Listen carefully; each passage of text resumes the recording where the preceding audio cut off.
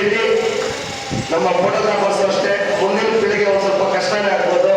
ವಯಸ್ಸಾಗಿರ್ತಕ್ಕಂಥ ಫೋಟೋಗ್ರಾಫರ್ಸ್ನ ಯಾರು ಇವತ್ತು ಪ್ರೋಗ್ರಾಮ್ಸ್ಗೆ ಜಾಸ್ತಿ ಅಡ್ವಾನ್ಸ್ ಟೆಕ್ನಾಲಜಿ ಆಗಿರ್ತದೆ ನಮ್ಮನ್ನು ಇನ್ವೈಟ್ ಮಾಡ್ತಾ ಇದ್ದಾರೆ.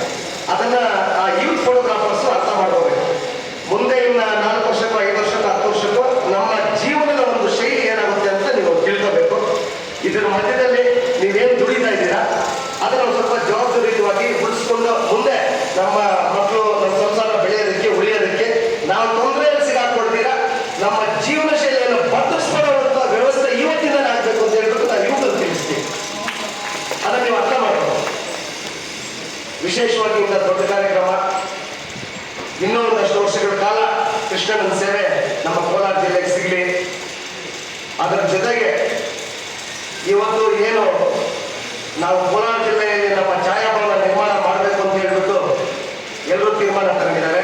ಕೃಷ್ಣಣ್ಣ, ಇಡೀ ಕೋಲಾರ ಜಿಲ್ಲೆಯಲ್ಲಿ ಇರ್ತಕ್ಕಂಥ ಎಲ್ಲ ಛಾಯಾ ಬಂಧುಗಳ ಸಮ್ಮುಖದಲ್ಲಿ ನಾವು ಸಹ ನಿಮ್ಮ ಜೊತೆ ಇದ್ದು ನಮ್ಮ ಕೈ